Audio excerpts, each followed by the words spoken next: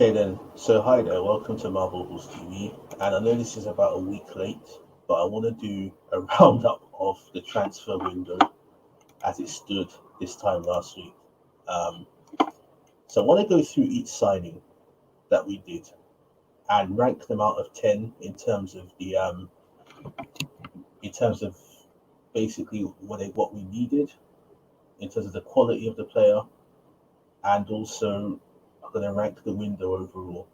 Now, we did spend the most in the Premier League. I think we spent the most in Europe, which is astonishing, really. But we definitely spent the most in England. But did we spend it well? A transfer window is not just about spending money in itself, it's about how it's spent. So, as I say, without further ado, I'm going to go through it. So, this is Edu himself said, um, we did sign relatively younger players because there's a process. We must trust the process. We must build a foundation or some such nonsense, as he said.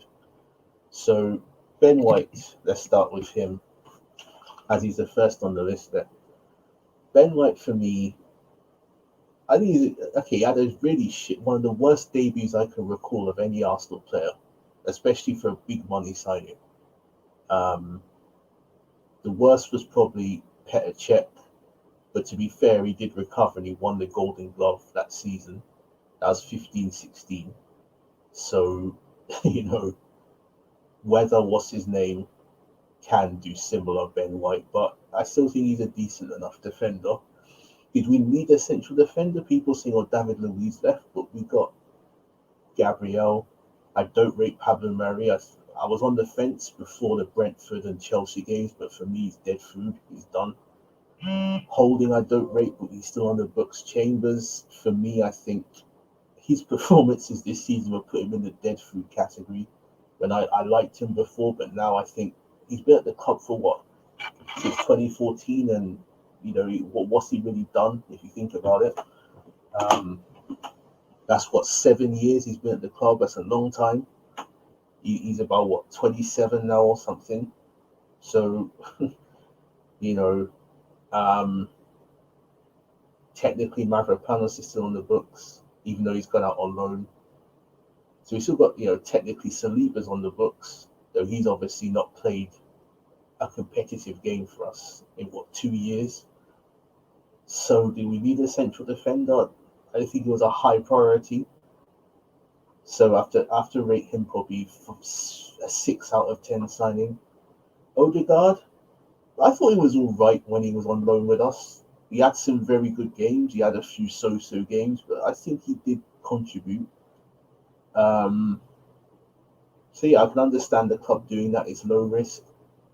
I don't think we were ever in for Maddison. We put in a bid, but I don't think Leicester were ever going to sell. Maddison may have been open to going or to coming to us, but I don't think we were. I don't think we were ever going to go in hard for Maddison, in honesty. So Odegaard, I'll say again a 6. I'll say a 7 out of 10 signing. We did need a number 10 to support Smith Rowe. Ramsdale is definitely one for the future.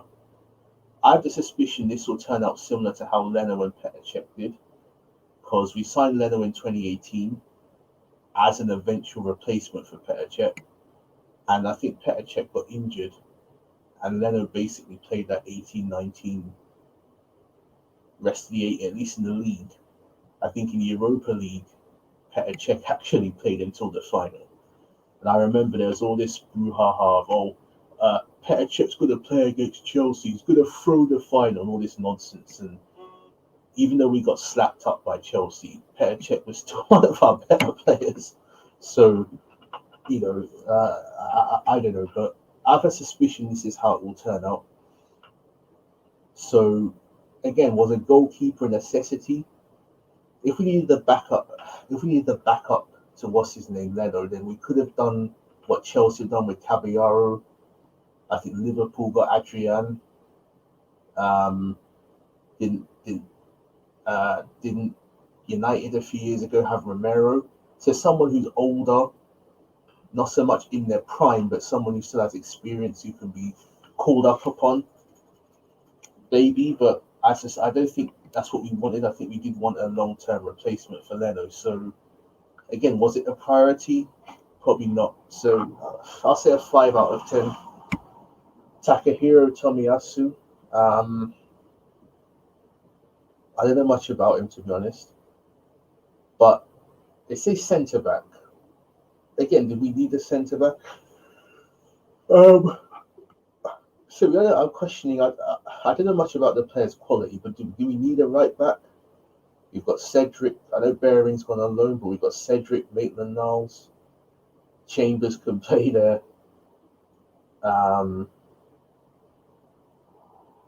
So was he a necessity as such?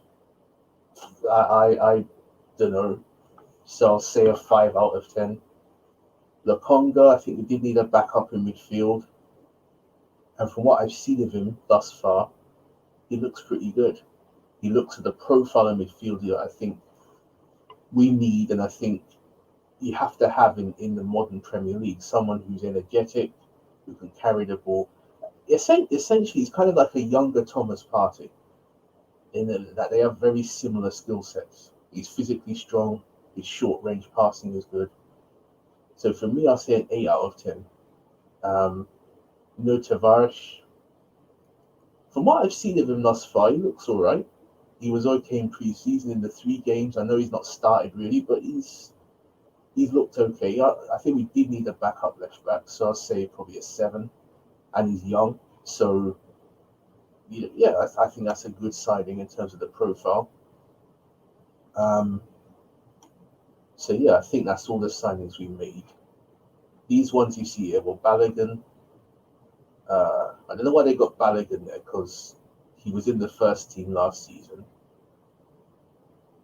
Oh, okay, these are the end of loan. So Kolasinac, Guendouzi, well, obviously he's gone back out on loan. Torreira's gone back out on loan, I believe, to Italy, is it? And Saliba's gone back on loan to France. So, yeah. So if I had to rate this window, I think we should have got more of a mainstay central midfielder. We did address some areas like a backup left back and backup centre back. Did we need Ben White? Really? Yeah, we need the number 10, so, but yes, we did spend the most, but as I say, it's not about spending the most. So overall, I'll say probably a 5 out of 10. I think it's harsh to say it was a totally shit window because we did address some key areas, but it's not an outstanding window. And just say, oh well, we spent the most money in it is very shallow analysis, in my opinion, of the window. If I had to compare it to the other big 6, I think Chelsea had the best window with Saul, Lukaku. United's window, people may laugh at this, but I'm gonna say I don't care. I think they had an average window. I know they needed Sancho, they needed Varane, and Varane's world class. Sancho's burgeoning world class. Ronaldo, without question, United legend, one of the best players of all time. No one can dispute those 2 points. So again, on the surface, yes, but they still got McFred, that is McTominay and Fred in their midfield. And most United fans were saying they needed an upgrade, and they didn't. So is it an outstanding window?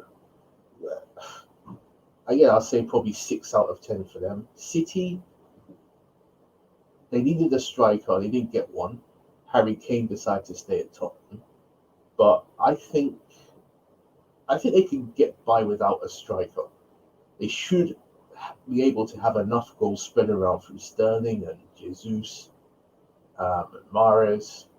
Grealish has got there. I know he's not a goal scorer, but he may increase his goal tally. De Bruyne may get a few goals. Bernardo Silva. So I think basically they are, I'd say probably a 6 again. Liverpool, now for me, they had the worst window. Because I don't get it. I think if you look at Liverpool, they have to look at it in the relative terms. City have strengthened, Chelsea have strengthened, United have strengthened. So are they going to win the league again? They could, but I think when you're on top, you have to do effort to sustain yourself at the top. And have they done that? Only signing Kanate, and they didn't replace Wijnaldum. They could have done with another striker to replace Firmino, in my opinion. So, I don't get Liverpool really, and FSG are acting like skinflint, and they've not really utilised it. Because Liverpool over the last couple of years should really have got a lot of prize money from winning the Champions League and the Premier League. So for Liverpool to move like a poor football club doesn't make sense. So Liverpool's window for me is at like a 3 out of 10. It's poor. They've not maximised themselves, and at best they probably will get top 4. I know Salah will score goals. Mane, I think, will get better. Firmino's a good player, but I just don't. I think his usefulness in the team has exhausted. And yeah, Van Dijk will come back. Kanate will do well. Gomez will come back. They still got Trent and Robertson. Alisson's probably the best goalkeeper in the league. Well, for me, it's a tie between him and Edison. I don't see much between them. So they'll be top 4. Maybe they could win the Champions League again. Who knows? But league title, no, I can't see it. So yeah, and of course our good friends Tottenham. They kept Harry Kane. They kept Son. He signed a new deal. Romero's a good replacement for Alderweireld, who left. They got rid of Serge Aurier. They got a backup goalkeeper, though I can't see him starting much over Louise. So Louise, what am I saying? Lloris. So yeah, I think they've had a reasonable window, but they haven't got enough of the dead wood. So you still have the likes of Dyer, Winks, Sanchez there, Davies, Doherty. So I'll say probably a 6. Brian Hill looks decent, but will he get much game time? Because Bergwijn and Lucas Moura are still there. Obviously, Song picks himself, so you're just looking at that right-hand side of their attack. You'll say Bergwijn and Moura are more experienced. So, I don't know. Yeah, I'll say a 7. So, not a great window, but it's all right.